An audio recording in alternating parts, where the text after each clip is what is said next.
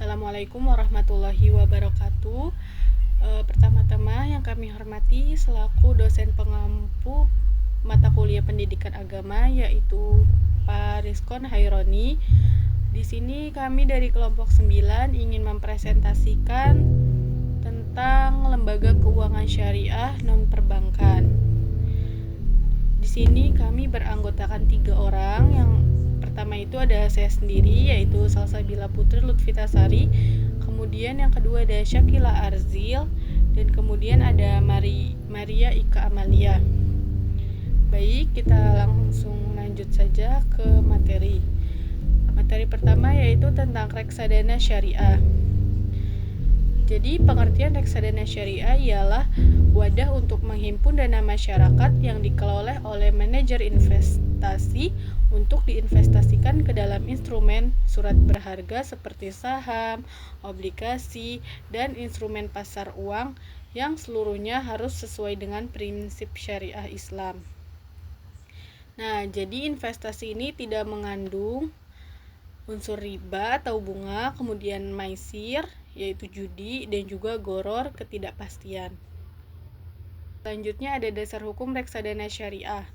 Di Indonesia sendiri terdiri dari beberapa hal. Yang pertama itu ada Fatwa Dewan Syariah Nasional MUI nomor 20 tahun 2000 yang mengatur pedoman investasi syariah. Yang kedua itu ada peraturan OJK, misalnya POJK nomor 19 tahun 2015, dan yang ketiga itu ada Undang-Undang Pasar Modal nomor 8 tahun 1995 yang berlaku selama tidak bertentangan dengan prinsip syariah. Kemudian materi selanjutnya akan dibacakan oleh rekan saya yaitu Syakila Arzil, dan selanjutnya oleh Maria. Baik, di sini saya akan menjelaskan prinsip reksadana syariah. Jadi intinya reksadana syariah itu pengelolaannya harus sesuai dengan aturan Islam. Nah, beberapa prinsipnya itu yang pertama tuh harus sesuai syariat Islam, tidak boleh riba. Nah, nggak ada bunga atau sistem yang mengandung riba. Terus nggak ada unsur haram kayak judi, masyir, ketidakjelasan atau goror, dan spekulasi yang berlebihan. Nah, yang kedua itu ada investasi cuma di perusahaan yang halal. Misalnya tuh kayak perusahaan makanan halal, kesehatan, teknologi, dan nggak boleh ke alkohol, rokok, dan yang lain-lainnya. Nah, yang ketiga tuh ada pakai akad yang jelas, misalnya mudharabah, kayak kerjasama antara investor dan pengelola. Dan yang terakhir ada diawasi sama Dewan Pengawas Syariah atau biasa disebut DPS. Jadi ada pihak yang memastikan semuanya tetap sesuai syariat. Di sini ada jenis reksadana syariah. Jenisnya mirip sama reksadana biasa, cuma versi halalnya. Nah, yang pertama itu ada reksadana pasar uang syariah. Itu investasi di deposit syariah atau suku jangka panjang, pendek, dan resikonya rendah, cocok buat pemula. Nah, yang kedua itu ada reksadana pendapatan tetap syariah. Itu investasi di suku obligasi syariah dan resiko sedang, hasilnya lebih stabil. Nah, yang ketiga ada reksadana saham syariah. Itu investasi di saham perusahaan yang masuk ke daftar syariah dan risiko tinggi tapi potensi untungnya besar. Nah, yang terakhir ada reksadana campur syariah, yaitu gabungan saham dan suku dan pasar uang, risiko dan keuntungannya di tengah-tengah. Oke, baik.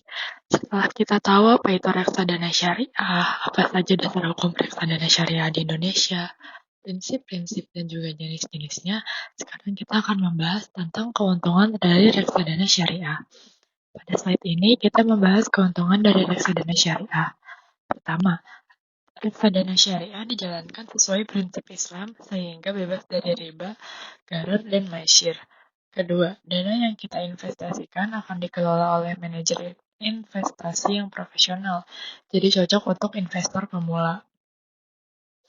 Ketiga, adanya diversifikasi investasi, artinya dana kita tidak hanya ditempatkan di satu instrumen saja, sehingga risiko bisa lebih tersebar. Selain itu, modal awal yang dibutuhkan relatif terjangkau, jadi bisa diakses oleh banyak kalangan. Dan yang terakhir, reksadana syariah diawasi oleh Dewan Pengawas Syariah, sehingga kehalalannya lebih terjamin ya.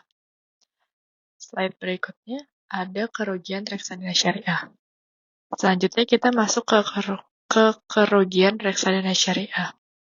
Yang pertama, return atau keuntungan yang didapat cenderung lebih terbatas karena pilihan investasinya hanya pada instrumen yang halal. Yang kedua, reksadana syariah tetap memiliki resiko di pasar, di mana nilai investasi bisa naik dan turun tergantung kondisi ekonomi. Ketiga, terdapat biaya pengelolaan atau fee yang harus dibayarkan kepada manajer investasi.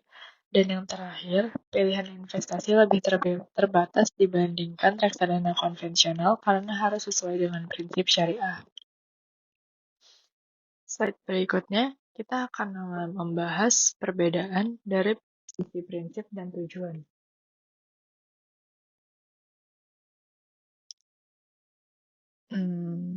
Reksadana syariah dijalankan berdasarkan hukum Islam, sehingga tidak hanya mencari keuntungan, tetapi juga mencari keberkahan ya. Sedangkan reksadana internasional tidak terikat dengan prinsip syariah dan lebih berfokus pada keuntungan finansial semata. Slide berikutnya, dari sisi instrumen dan pengawasan. Reksadana syariah hanya berinvestasi pada instrumen yang halal dan diawasi oleh Dewan Pengawas Syariah.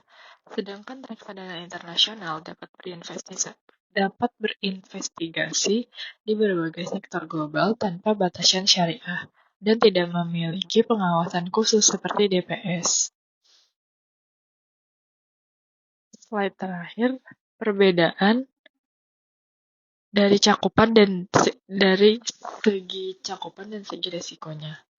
Reksadana syariah memiliki cakupan investasi yang lebih terbatas karena harus selektif sesuai prinsip syariah, sehingga risikonya cenderung lebih terkendali. Sedangkan reksadana internasional memiliki cakupan global atau lintas negara, sehingga potensi keuntungannya bisa lebih tinggi, tetapi risikonya juga lebih besar. Sekian penjelasan dari saya, kurang lebihnya mohon maaf. Jadi kesimpulannya, reksadana syariah merupakan salah satu pilihan investasi yang sesuai dengan prinsip Islam, aman, dan juga tetap memiliki resiko seperti investasi pada umumnya. Baik, mungkin cukup sekian presentasi dari kami. Kurang lebihnya mohon maaf. Apabila ada kesalahan kata atau dari materi, mohon dimaklumi. Terima kasih. Wassalamualaikum warahmatullahi wabarakatuh.